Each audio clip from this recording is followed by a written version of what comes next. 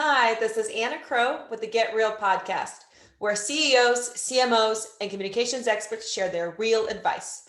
It's 5 questions in under 9 minutes because we get to it real fast. So let's get to it. I'm excited to have our guest on today. Could you tell us who you are and what you do in just a few sentences? Sure. Thanks, Anna. My name is Max Newlon. I'm the president of BrainCo USA. We're a brain-machine interface company incubated in the Harvard Innovation Lab that develops products like FocusCalm, which is brain training for better focus and a calmer mind, next generation prosthetics for amputees with our BrainRobotics brand, and also educational products to teach students about neuroscience through our NeuroMaker brand. What you do is so fascinating, and the company is so fascinating. I'm really interested and curious, and have so many questions. But for the purpose of this podcast, we'll keep it to the 4 and the 5 that we have here. So, part of your work, I'm sure, is creating connections, and that's with team members and partners and scientists, probably. And I hear from other successful executives that creating authentic connections can be challenging when it's very noisy. I'd love to hear your take on that. Sure. I think it comes down to listening carefully and really understanding where people are coming from. What are the things they're communicating explicitly or maybe implicitly, that you can get a better understanding of where they're coming from, and then you can address those things more clearly, whether that's internally in your team or if you're working with a customer, to really care.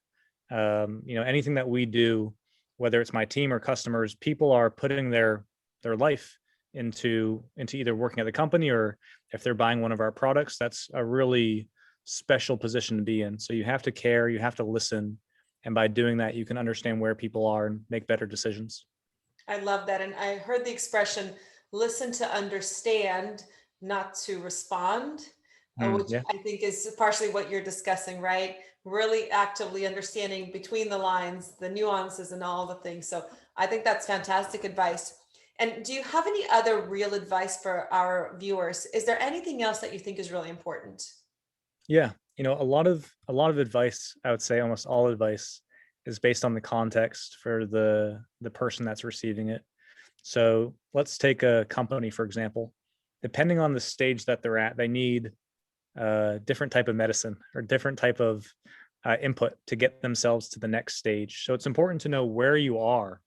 Are you a startup that's still working on your prototype? Are you scaling up? Are you a more established business? And this seems kind of obvious and makes sense, but it's an important reminder to choose the strategies that matter for where you're at.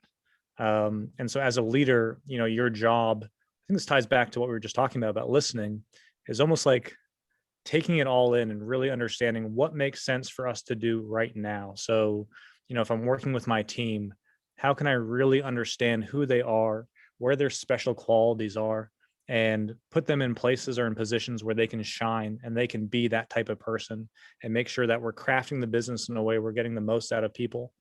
Or for the product, really understanding where are we with the product development. Is it at the point where we need to do lots of testing?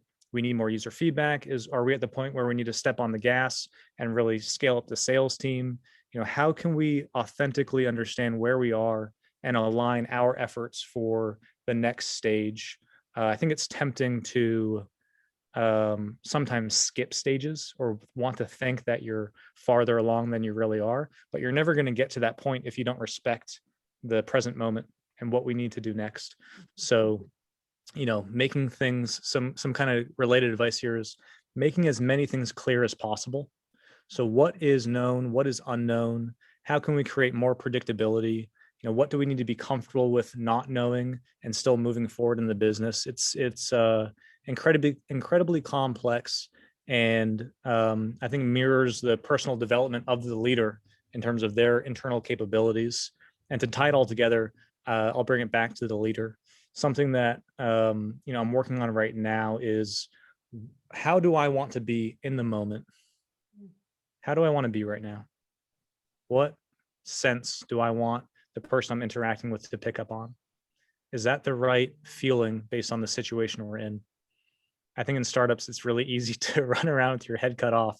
There's fires going on everywhere. You're jumping around doing a ton of things. But then the business starts to slowly develop into a place where You need to be more thoughtful. Maybe you need to do fewer things really well rather than try to do everything else. And if I can project the right energy or the right tone, my team is going to pick up on that. They're going to behave in a way that will probably get a better outcome from them. They'll be able to make better decisions. So I think the last point that I'll make is it's really about the sense that the leader carries and how that will imbue the rest of the team to make better outcomes and probably be in better moods as well. Mm-hmm. Wow, so much great advice. And you touched on a few very different but united topics, which I really appreciate. And I love that you took it back to the leader, because you're right. Just like in any form of or stage of a company, we as humans go through development stages, and it's really hard sometimes to forecast. And sometimes, I don't know if you by you, but sometimes I think things aren't moving fast enough, or sometimes they're moving way too fast, and it's getting that barometer and looking at yourself and your own development as a leader and how you project your current state. I think is just so crucial, and no one's ever given that advice on this podcast, so I really appreciate it. Yeah, of course. Very cool. Well, before we get to our final question, which is more of a fun one, are there any other successful executives such as yourself that you would like to acknowledge while we have you on this podcast? Yeah, there's too many. You know, my friends, my team. You know, it's interesting if I think about my team. Our product is about training your mind to be more calm and more focused, so you can feel better and do better. And the fact that we're talking about this is so tied into the product itself too. So it's almost, I had this special opportunity where in order to sell the product well, we also have to walk that talk. So, you know, I'm thinking about my team, and they deserve all the credit in the world for sticking with me and being with me and growing this into what it is. So I'll give a shout out to my team and the wonderful other executives that I brought on board to help build FocusCalm and BrainCo into the company it's becoming. Fantastic. Well, our last question is more of a fun one. You've had this incredible journey with your business, and but our viewers always want to find out how our guests got started. So, Yeah. can you tell us about your first job? Yeah, I made pizzas at Papa Gino's. I was a pizza chef and then delivery person. And I guess also at the same time, I was teaching martial arts. Those were my first jobs. So humble beginnings, but important. I still love making pizza today. So Are you an expert? I've made thousands of pizzas, Anna. I have made thousands of pizzas. So I don't know if that makes me an expert, but I've certainly made quite a few. Excellent. Well, I so appreciate you joining us today. Can you tell us how people could get a hold of you, or learn more about BrainCo or the company? Yeah, the most useful website to go to is FocusCalm.com. That's the brain training product that we sell.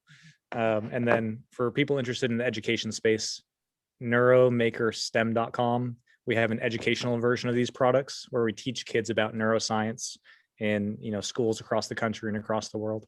Those would probably be the best two websites to go to. The last one would be we're working on next generation prosthetics for amputees. We made some breakthrough technologies. People can find out about that on BrainRobotics.com. And all those websites, we have the same handles for Instagram, LinkedIn, etc. Awesome. Well, congratulations on all the incredible accomplishments. And like I said, thank you so much for joining us today. For more insights, everyone visit us at crowepr.com. This is Anna Crowe. Thanks so much.